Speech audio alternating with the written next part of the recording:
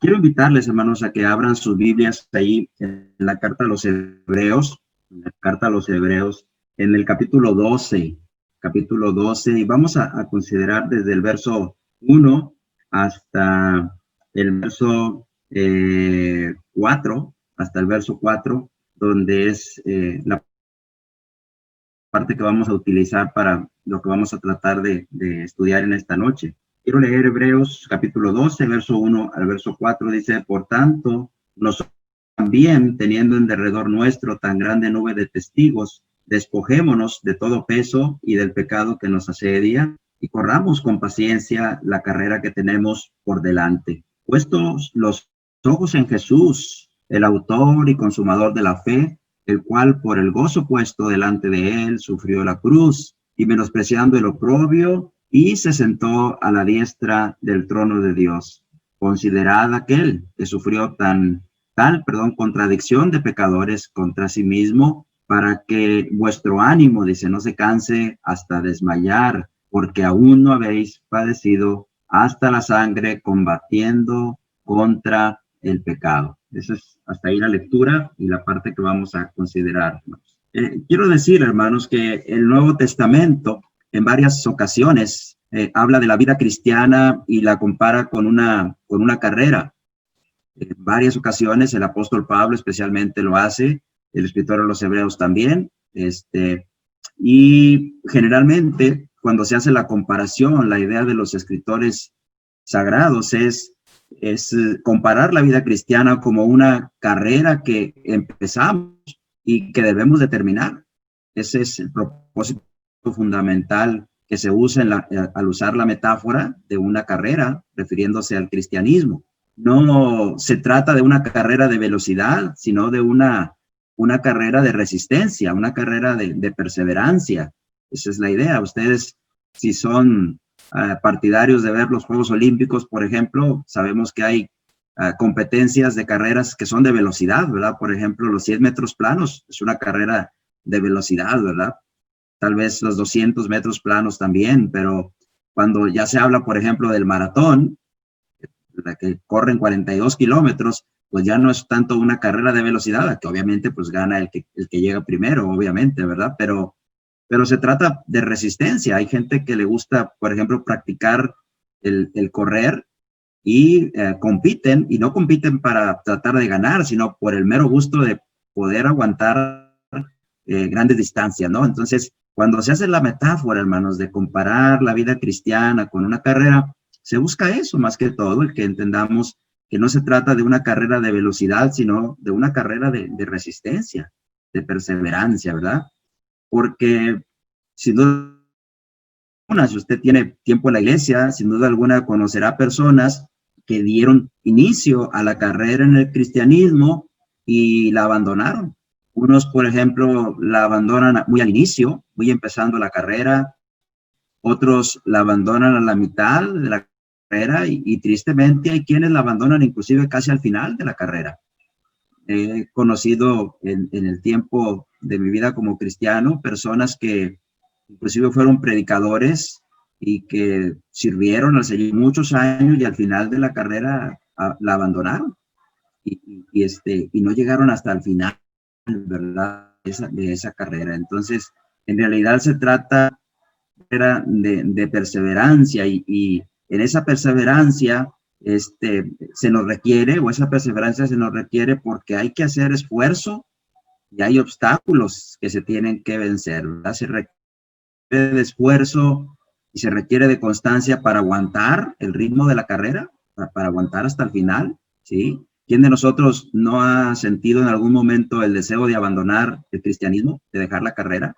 Yo creo que los que tenemos mucho tiempo, más de una vez hemos sentido ese deseo de tirar la toalla, como decimos acá en México, ¿verdad? Se requiere esfuerzo y constancia también para vencer los obstáculos, porque también hay muchos obstáculos que se nos van a enfrentar a lo largo de nuestra vida como cristianos. Y creo que pensando en eso, hermanos, es que el escritor a los Hebreos habla aquí de correr con paciencia la carrera. Si se fijan en el verso 1, dice, después de que dice, teniendo en derredor nuestro tan grande nube de testigos, que nos despojemos de todo peso y del pecado que nos asedia, dice, y corramos con paciencia la carrera que tenemos por delante. Y es de eso de lo que quiero que platiquemos en esta noche, ¿verdad? Acerca de correr con paciencia nuestra carrera en el cristianismo, ¿ok? Es interesante ver aquí, hermanos, que la palabra correr da la idea aquí de que es necesario avanzar en la vida cristiana. Y esto es cierto porque la Biblia misma nos enseña que cuando uno viene a Cristo, uno es visto como un niño en Cristo, pero después de un determinado tiempo necesitamos crecer, porque si no, si nos mantenemos siempre siendo niños en Cristo, está en riesgo nuestra salvación. Entonces, es cierto, Dios desea que, que crezcamos, que avancemos, que mejoremos en nuestra vida cristiana cada día. Por eso se habla de correr, tenemos que avanzar en nuestro cristianismo. No podemos quedarnos estancados. Y se habla de correr con paciencia porque la palabra paciencia puede ser traducida como la capacidad de resistir, la capacidad de aguantar, especialmente cuando vienen los momentos difíciles a nuestra vida. Es interesante aquí también ver cómo el escritor a los hebreos, hermanos, dice esto de correr con paciencia la carrera después de que habla de los hombres de fe del Antiguo Testamento. Y dice, teniendo por tanto, nosotros también, es como una conclusión cuando dice por tanto, y dice nosotros también, es decir, refiriéndose a nosotros como cristianos, teniendo en derredor nuestro tan grande nube de testigos, es decir, teniendo tan grandes testimonios como los de estos que él acaba de mencionar, entonces nosotros también despojémonos del peso y del pecado que nos asedia y corramos con paciencia la carrera que tenemos por delante. Fíjese cómo en el capítulo 11, el escritor a los hebreos destacó la fe en Dios que tenían todos estos que mencionó aquí, pero no solamente destacó la fe de ellos, sino que también destacó la perseverancia que tuvieron para mantener su fe hasta el final. Por eso es que ahora acá, en estos versículos, está hablando acerca de que corramos con paciencia. Y la pregunta que quiero que nos hagamos en esta noche es, ¿cómo podemos nosotros correr con paciencia? Es decir, avanzar con perseverancia, con resistencia, nuestra vida en Cristo, nuestra carrera en Cristo que estamos viviendo. Y creo que en los versos que leímos, hermanos, hay al menos 4 cosas que el escritor sagrado dice aquí que podemos hacer o que tenemos que hacer para correr con paciencia la carrera que tenemos por delante. La primera de ellas está ahí en el verso 1. Después de que dice que tenemos esa grande nube de testigos, dice lo que tenemos que hacer. Y lo primero que tenemos que hacer es despojarnos de todo peso. Despojarnos de todo peso. Y esto tiene mucha referencia, hermano, a la metáfora en sí de comparar la vida cristiana con una carrera, ¿sí? Ustedes saben, por ejemplo, que los que corren con un short y especialmente si se dedican a correr maratones, la ropa que usan es sumamente ligera, porque tratan de despojarse de todo aquel peso que les pueda estorbar para correr y poder llegar hasta la meta. En un sentido figurado, hermanos, esto es lo que nosotros debemos hacer también. Si queremos avanzar en nuestro cristianismo, si queremos perseverar en nuestra vida en Cristo, si queremos lograr avanzar en nuestra vida cristiana, uno tiene que aprender a despojarse de todo el peso. Es decir, de despojarse de todo aquello que nos esté estorbando para avanzar en nuestra vida cristiana. Muchos cristianos, hermanos, abandonan su relación con Cristo porque traen demasiadas cosas pesando, que les hacen peso, demasiados obstáculos que no les dejan avanzar, que les limitan su relación con Cristo. Fíjate, cuando Jesús enseñó en Mateo capítulo 13, ve un momento a Mateo capítulo 13, ahorita vamos a regresar, no pierdas por favor Hebreos, ahorita vamos a regresar allí, pero en Mateo capítulo 13, tú tal vez recuerdes que Jesús enseñó allí la parábola del sembrador. Y en esa parábola, generalmente nosotros la aplicamos a las personas incrédulas. Y hablamos de cómo un sembrador pues es el predicador y la semilla que se siembra, pues es la palabra que se predica. Y los diferentes tipos de tierra aquí, pues representan diferentes tipos de corazones, diferentes disposiciones del corazón para aceptar la palabra que se siembra en el corazón. Pero esto, hermano, muy fácilmente también lo podemos aplicar a nosotros ya como cristianos. Tú sabes que a través de la parábola Jesús enseña que la semilla que cayó en buena tierra, esa fue la que dio el fruto que el sembrador esperaba. Luego Jesús en Mateo capítulo 13, especialmente en el capítulo, en el verso 23, dice que el que fue sembrado en buena tierra es el que oye, es el que entiende la palabra y es el que da fruto y produce a 100, a 60 y a 30 por uno. Es decir, que aquel que tiene un buen corazón, que permite que la palabra penetre en ella, entonces da fruto, ¿verdad? Pero sin embargo nosotros, hermanos, tenemos que seguir teniendo un corazón igual, un corazón receptivo a la palabra. Fíjese, después de que nos convertimos a Cristo, es posible que nuestro corazón se endurezca y que venga a ser como aquella semilla que cayó junto al camino. De tal manera que a veces nuestro corazón se endurece y por más que oímos y oímos y oímos la palabra, entonces el malo viene y arrebata lo que se sembró. Fíjate, en el verso 19 dice, cuando alguno oye la palabra del reino y no la entiende, viene el malo y la arrebata. Y lo que fue sembrado en su corazón, ¿sí? Muchas veces nosotros estamos tan preocupados por otras cosas de nuestra vida diaria, que nuestro corazón, hermano, no está disponible, no está receptivo a la palabra. Y por más que se nos predique, por más que se nos enseña, hermanos, rebota la palabra en nuestro corazón. Y entonces Satanás, hermanos, la quita de allí muy fácilmente, porque nosotros no estamos dispuestos y disponibles a oír la palabra y a obedecerla. A veces nuestro corazón es como aquel que fue sembrado entre pedregales. Fíjate cómo dice el verso 20. Y el que fue sembrado en pedregales es el que oye la palabra y al momento la recibe con gozo. Pero fíjate en esto, pero no tiene raíz en sí, sino que es de corta duración.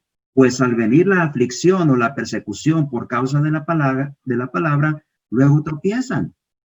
Es decir, hay personas, y puede pasarnos a nosotros como cristianos, que sí recibimos la palabra, sí nos emocionamos cuando recibimos la palabra, estamos muy contentos con escuchar aquella palabra que se nos está enseñando, pero somos de corta duración, dice aquí. Porque cuando viene la aflicción, cuando viene la persecución, por causa de la palabra, inmediatamente, hermanos, nos dejamos llevar por la aflicción.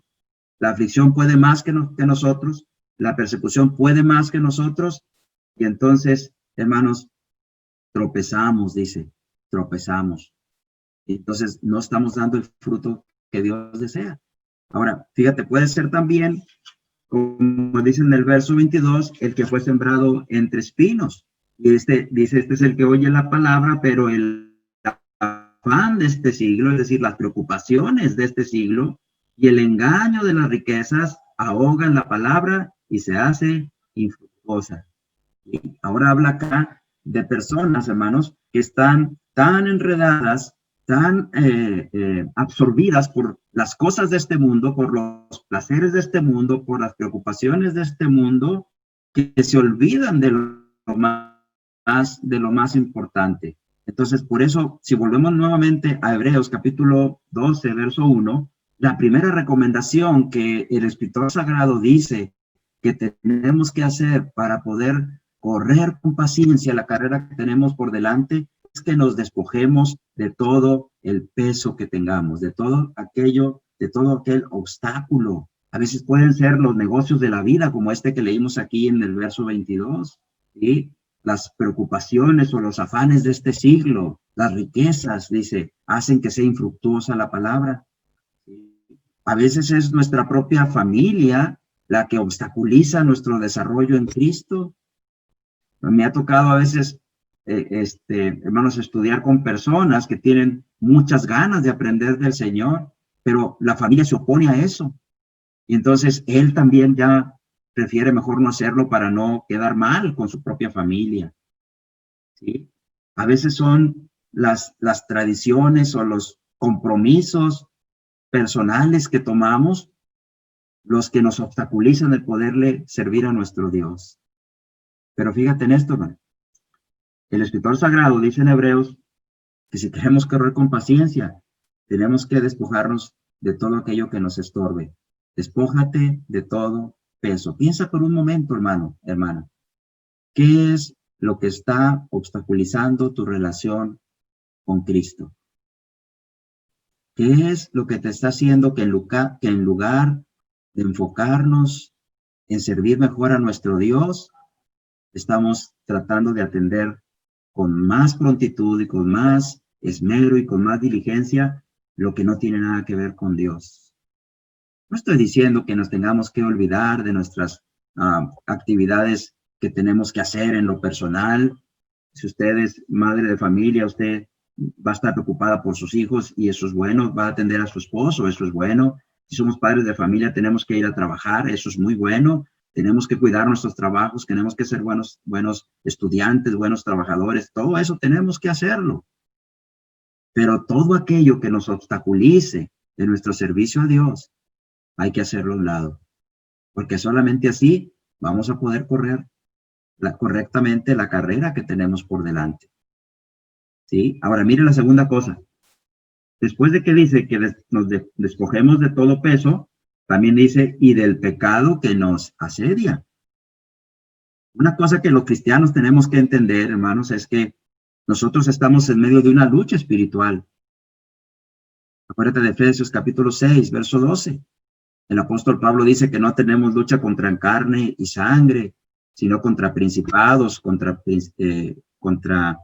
potestades, contra gobernadores de las tinieblas, contra huestes espirituales de maldad en las regiones celestes.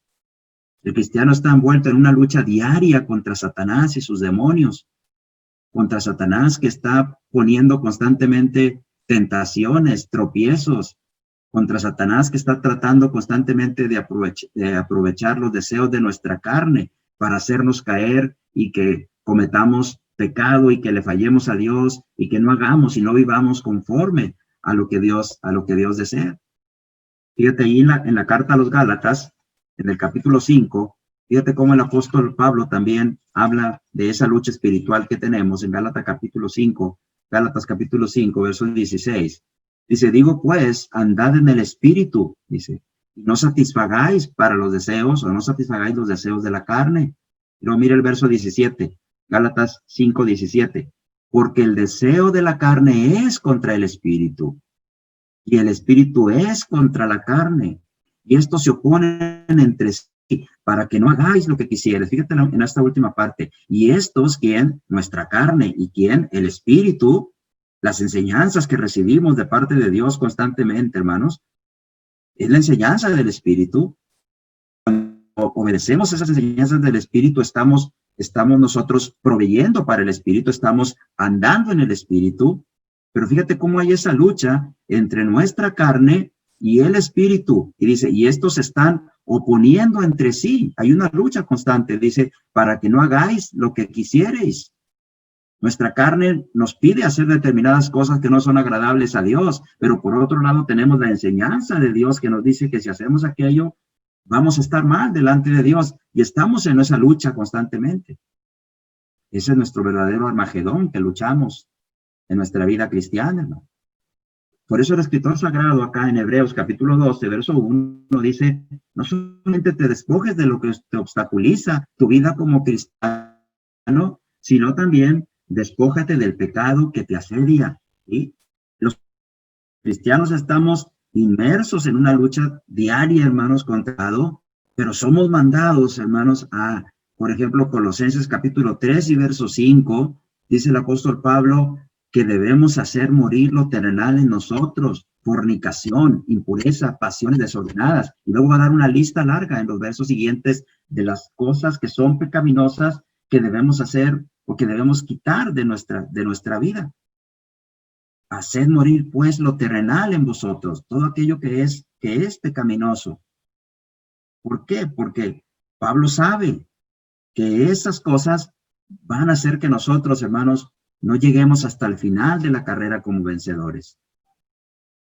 En Romanos capítulo 6, verso 12, Pablo recomienda también que el pecado ya no reine en nosotros. No reine pues el pecado en vosotros. ¿Te fijas? Esto no significa que no tenemos ya pecado, no. No significa que no vamos a equivocarnos. Sí, nos vamos a equivocar.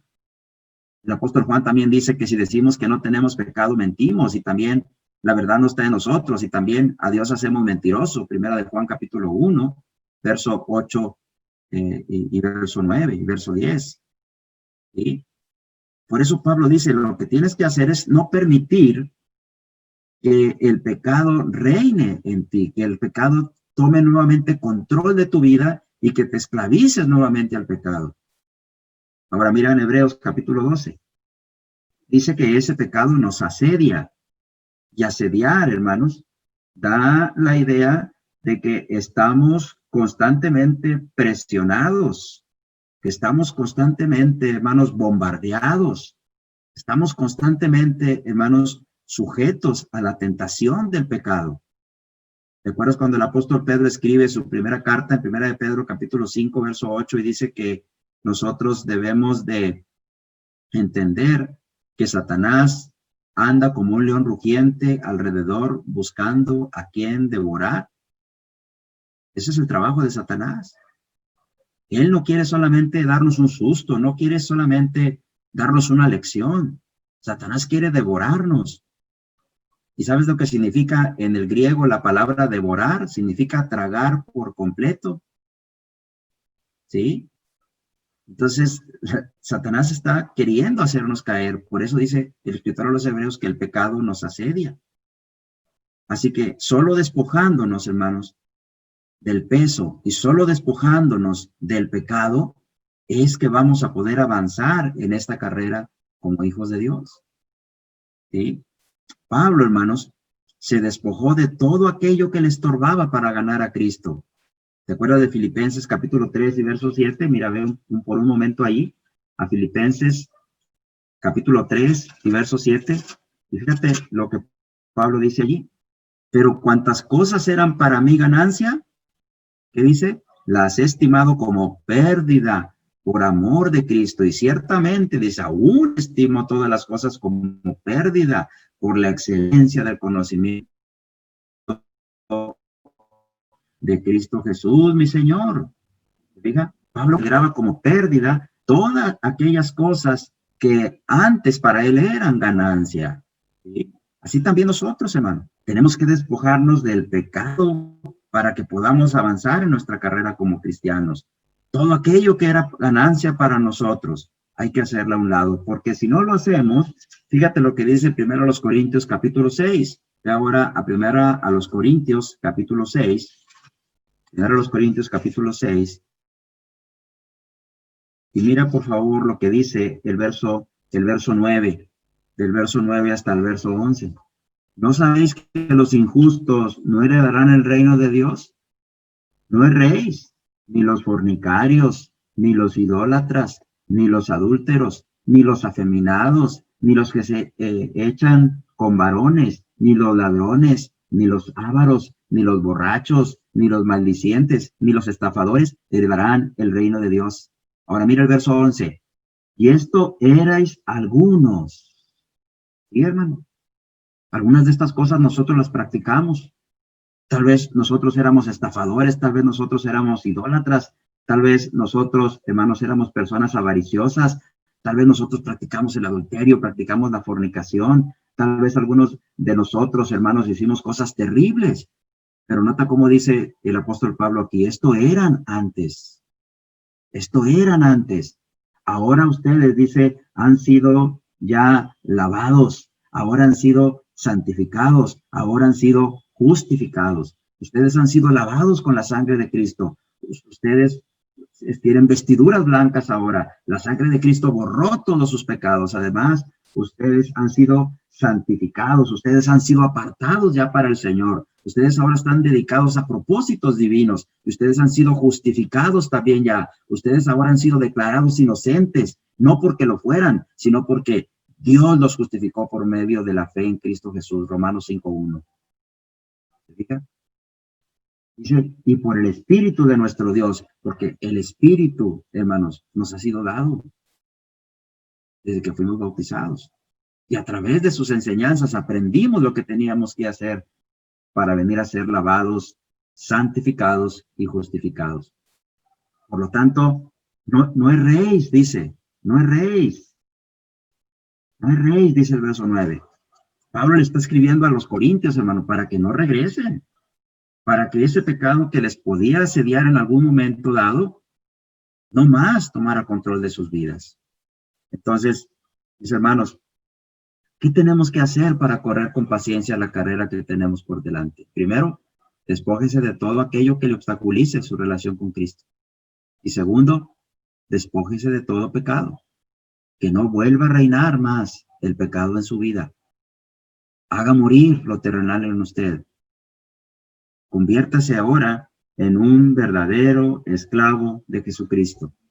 Y que todo aquello que fue antes ganancia por usted, usted lo consideró como pérdida cuando vino al Señor. Dice el apóstol Pablo en Filipenses 3:7, y aún lo sigo considerando como una pérdida.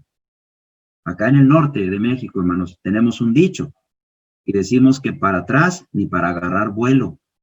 No sé si tenga algún significado para ustedes eso, pero decimos, y lo decimos de una manera muy chistosa, decimos, para atrás ni para agarrar vuelo, ¿verdad? Es decir, estamos diciendo que no queremos regresarnos nunca más, ¿sí? Entonces, hermanos, están esas dos cosas. Pero déjame le digo la tercera cosa que además dice el apóstol que tenemos que hacer. Ahora mire el verso 2.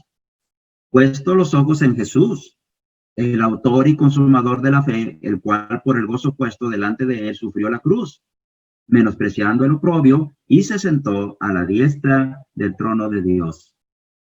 La tercera cosa que el escritor sagrado dice aquí que tenemos que hacer para correr con paciencia la carrera que tenemos por delante es que hay que poner la mirada en Jesús. ¿Por qué razón Pedro empezó a hundirse? ¿Se recuerda el relato ese? Porque dejó de ver a Jesús cuando caminaba sobre las aguas. ¿Sí? Porque nosotros también nos perdemos en nuestro cristianismo, porque dejamos de ver a Jesús. Dejamos de poner nuestra mirada en nuestro Maestro. Dejamos de poner nuestra mirada en aquel que es el autor y consumador de la fe. Dejamos de poner nuestra mirada en aquel que sufrió la cruz. Dejamos de poner nuestro objetivo en aquel que ahora está reinando en el trono de Dios en las alturas. ¿Qué es, hermano, lo que significa poner la mirada en Jesús? Poner la mirada en Jesús, hermano, significa, por un lado, que hay que mirar sus mandamientos. No hay que olvidarnos de sus mandamientos, hermano. La pregunta es, ¿por qué? Bueno, si Jesús es Dios, hermanos, Él entonces tiene toda autoridad. Por eso yo no debo de dejarlo de ver a Él y considerarlo a Él mi Dios y mi Señor. ¿Te acuerdas de Mateo capítulo 28, verso 18 al 20? Dice que Jesús, particularmente el verso 18 y 19, dice que Jesús se les acercó a sus discípulos y les dijo, toda potestad me es dada en el cielo y en la tierra. Aquí mismo el escritor sagrado dice que se sentó a la diestra del trono de Dios. Jesús tiene toda autoridad en el cielo y en la tierra porque está en el trono de Dios en las alturas. Él es nuestro Rey, Él es nuestro Señor. Por lo tanto, nosotros tenemos que poner nuestra mirada en Él y eso equivale a obedecer sus mandamientos, seguir sus mandamientos, porque Él es nuestro Rey. ¿Por qué crees que cuando nosotros, antes de que seamos bautizados, confesamos con nuestros propios labios que creemos que Jesucristo es el Hijo de Dios? Porque cuando tú y yo decimos eso, mi amado hermano, lo que estamos diciendo es que creemos que Jesús es Dios, que Él es nuestro Dios y que le vamos a obedecer como nuestro Dios, y que es nuestro Rey, que es nuestro Señor, que es el que va a tener soberanía sobre nuestras vidas. Por eso no podemos dejar de ver a Jesús para poder correr la carrera que tenemos por delante. Y eso equivale, hermano, a seguir sus mandamientos. No solamente, hermano, Jesús dijo que Él tiene toda la autoridad El Padre mismo confirmó su autoridad. ¿Te acuerdas de Mateo capítulo 17, verso 1 al 5? De Mateo capítulo 17, verso 1 al 5 es el evento de la transfiguración. ¿Te acuerdas que Jesús tomó a Pedro, a Jacobo y a Juan y los llevó a un monte alto y se transfiguró allí delante de ellos? Y dice la escritura que su rostro resplandeció como el sol y sus vestidos se hicieron blancos, ¿sí? Y aparecieron juntamente con él Moisés y Elías. Y Pedro se emocionó tanto que le dice al maestro, maestro, bueno es para nosotros estar aquí. Hagamos 3 enramadas, una para ti, una para Moisés y una para Elías. Apenas está terminando Pedro de hablar cuando se oye una voz del cielo que dice, este es mi hijo amado en quien tengo complacencia, a él oíd. ¿Te imaginas lo que significaba para un judío tener enfrente de él, por un lado, a Moisés, el dador de la ley, y por otro lado, a Elías, uno de sus más grandes profetas, aquel que venció a los profetas de Baal y Acera en el Antiguo Testamento, aquel que dijo, por mi palabra no lloverá, y no llovió durante 3 años? Imagínate tener a ese poderoso profeta de Dios enfrente de él. Qué dicha para ellos. Por eso dice Pedro, qué bueno que estemos aquí nosotros ahora, Señor. Y tener a Moisés, el hombre que les dio la ley. Pero Pedro tiene que entender algo. Pedro tiene que entender que ahora quien tiene que oír es a Jesús. Por eso Dios mismo desde el cielo dice, este es mi hijo amado, número 1, en él yo me complazco. ¿Crees, Pedro, que me voy a complacer en que escuches a Elías? ¿Crees que me voy a complacer en que escuches a Moisés? No. Ahora me voy a complacer en que escuches a mi hijo. Y luego dice, a él oíd. Y esto es lo mismo que dice la misma carta a los Hebreos en el capítulo 1, verso 1. Dios ha hablado muchas veces y de muchas maneras en otro tiempo a los padres por los profetas, pero en estos postreros tiempos, los postreros tiempos es en esta era cristiana, la que estamos ahora, Dios nos ha hablado por su Hijo. ¿Se diga por qué tiene que poner su mirada en Jesús? Porque Jesús tiene toda la autoridad. Jesús es a quien debemos, y más aún, Jesús es el que nos habrá de juzgar. Vivo yo, dice el Señor, que ante mí se doblará toda rodilla, dice Pablo a los Filipenses, capítulo 2, verso 10. En Juan capítulo 12, verso 48, Jesús dijo, el que me rechaza, no oye mis palabras, quien le juzgue. Tiene quien le juzgue. Mi palabra que yo he hablado, ella le juzgará en el día postrero. Juan 12, 48.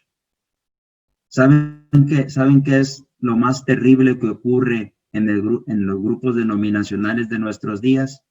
Es el creer que un día Jesús habrá de venir y que cuando Jesús haya de venir, Él vendrá otra vez de una manera humilde, que Él vendrá para tener misericordia y compasión de aquellos que no hicieron su voluntad. Pero ¿sabe usted que ese es el peor error? El pensar que cuando Cristo venga, vendrá así. ¿Tú te acuerdas cómo Jesús ascendió al cielo? Fue arrebatado en una nube. ¿Sí? Pero ¿te acuerdas también cuando Juan en el Apocalipsis vio a Jesús? ¿Tú te acuerdas cómo lo vio? Lo vio deslumbrante, hermano. Lo vio con toda su gloria en el capítulo 1 de Apocalipsis. ¿Y tú te acuerdas cuál fue el efecto que hubo en Juan cuando vio a Jesús glorificado? Dice que cayó como muerto a sus pies. ¿Por qué? Si es su maestro. ¿Por qué? Si era su maestro que tenía mucho tiempo de no verlo. Y ahora lo ve allí, pero no lo ve como antes lo vio. Lo ve con toda su gloria, con todo su poder, con toda su majestad, con toda su magnificencia. Lo ve como lo que realmente es Jesús, como Dios mismo, de tal manera que ¿quién podrá sostenerse en pie? Dice más adelante el escritor sagrado en Apocalipsis, hermano. Cuando Cristo venga, ¿no? ¿Quién podrá sostenerse en pie? Por eso tienes que seguir a Jesús y tienes que oír a Jesús, porque es el que nos va a juzgar. Él no vendrá más para derramar otra vez su sangre y morir otra vez tener que ir a la otra vez y tener que ser despreciado otra vez y abofeteado otra vez y su costado traspasado otra vez y venir a no tener un lugar donde recostar su cabeza y venir a sufrir nuevamente como ser humano y humillarse como se humilló, tomando forma de siervo y haciéndose obediente hasta la muerte y muerte de cruz. No vendrá para eso, sino que vendrá, hermanos, con los ángeles de su poder y se sentará en su trono para que sean reunidas delante de él todas las naciones. Mateo capítulo 25, verso 31 en adelante, y apartará los unos de los otros, como aparta el pastor las ovejas de los cabritos.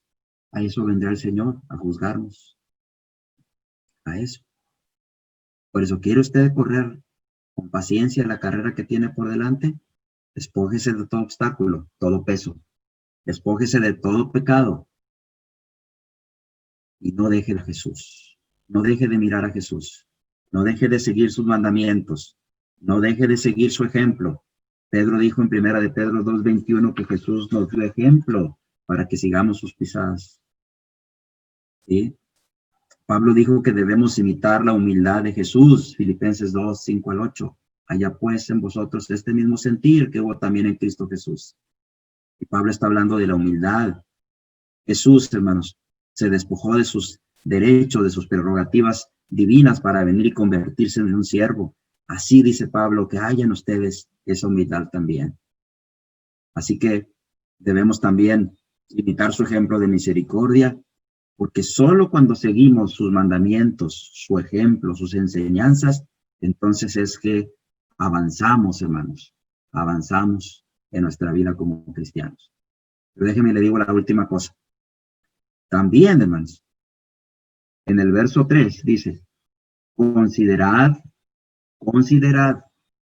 no solamente pongan los ojos en Jesús, el autor y consumador de la fe, sino también considera a aquel que sufrió tal contradicción de pecadores contra sí mismo, para que vuestro ánimo no se canse hasta desmayar, porque aún no habéis resistido hasta la sangre, combatiendo contra el pecado.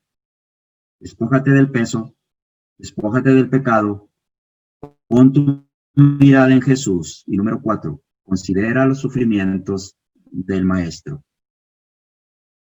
Considera primero el sufrimiento contradictorio de Jesús. Nota cómo dice, considera aquel que sufrió tal contradicción de pecadores contra sí mismo.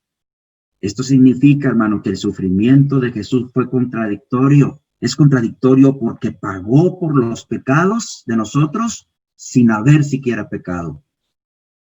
Porque ocupó el lugar de una persona completamente depravada, habiendo sido un hombre santo, puro, limpio y sin pecado completamente.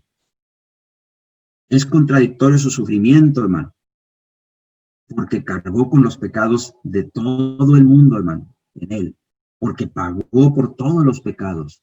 Él no merecía morir, es lo que está diciendo aquí. Él no merecía ir a la cruz y morir. Es contradictorio entonces también porque sufrió injustamente, fue acusado injustamente, hubo testigos falsos contra él, fue juzgado injustamente porque aun cuando Pilato tuvo la oportunidad de dejarlo libre y que no lo llevaran a la muerte, él prefirió entregarlo a la turba que estaba enardecida y que injustamente, hermanos, estaban pidiendo que lo crucificaran. Por eso, 1 de Pedro 3 nos dice, verso 18, que el justo sufrió por los injustos. Considera, dice, considera aquel que sufrió tal contradicción de pecadores contra sí mismo. Él llevó, hermanos, contradictoriamente la carga de todos los pecados que yo hemos cometido. ¿Se fijan en eso? Considera cuáles son los sufrimientos que enfrentamos ahora tú y yo. Fíjate cómo dice, para que vuestro ánimo canse hasta desmayar, porque no has combatido hasta la muerte, como Jesús combatió hasta la muerte por causa del pecado. ¿Te cuesta sufrir, seguir a Cristo? Sí.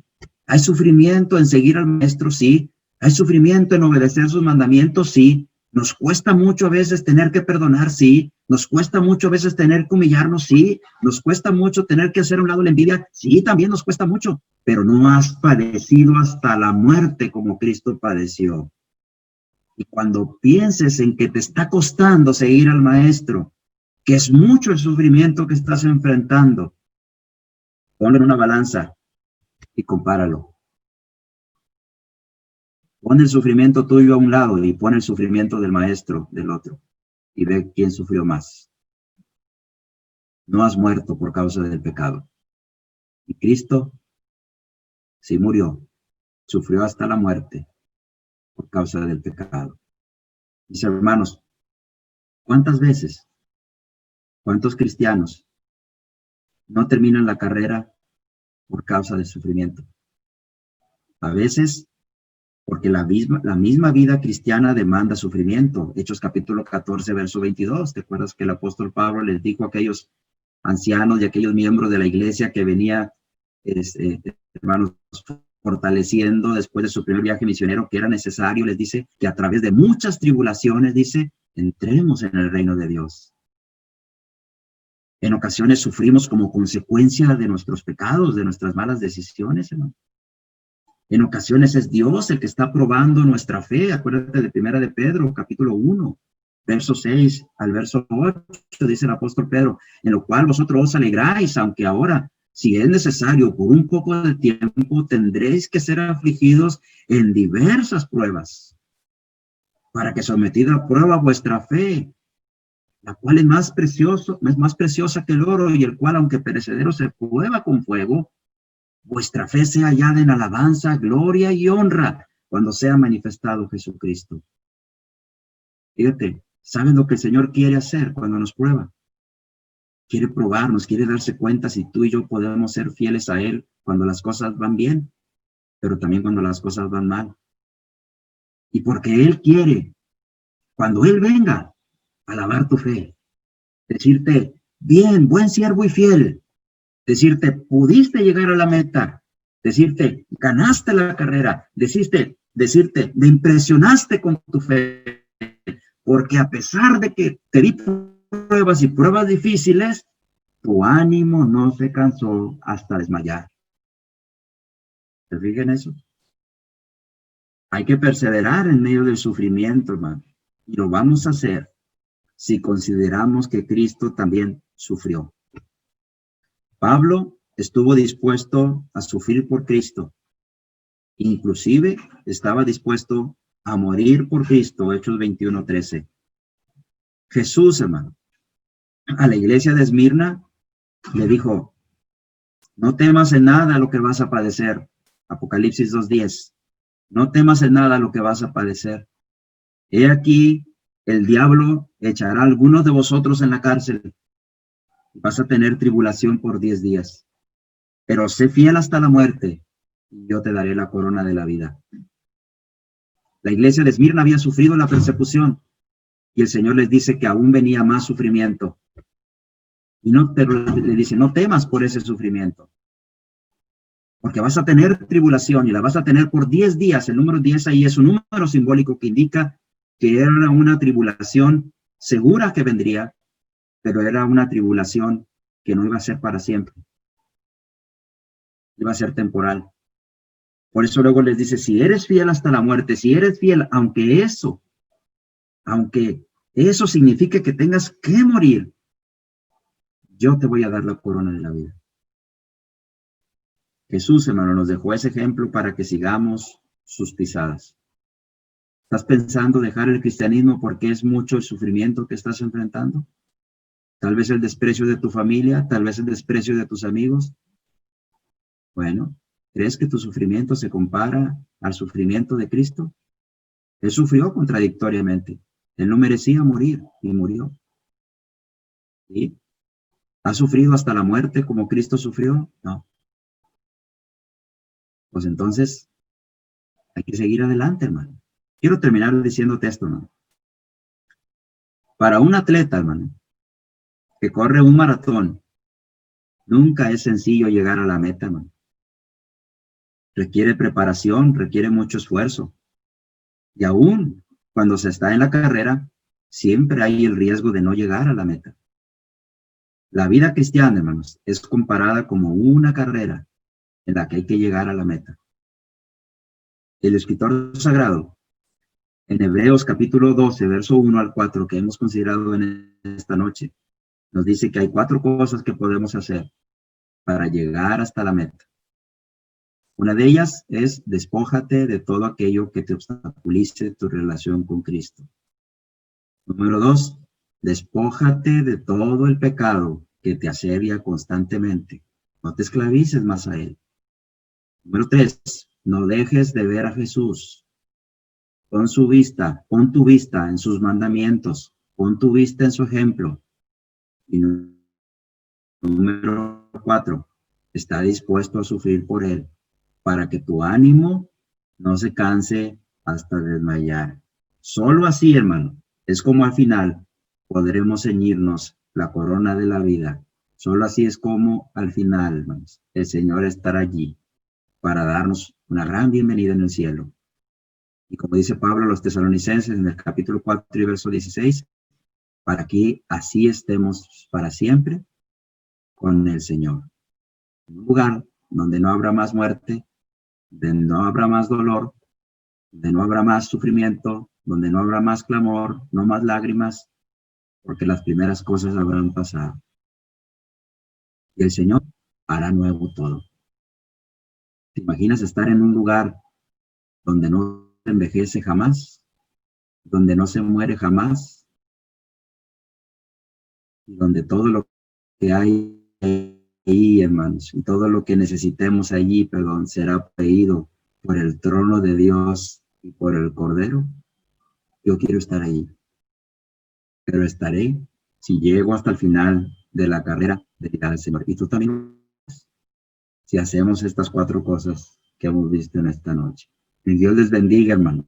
Y muchas gracias por oírme. No sé cuánto tiempo usé, a lo mejor me pasé más tiempo, pero si lo hice, les pido una disculpa y deseo que la palabra de Dios sea bendita y que haga el trabajo que debe de hacer en cada uno de nuestros corazones. Dios les bendiga, hermanos.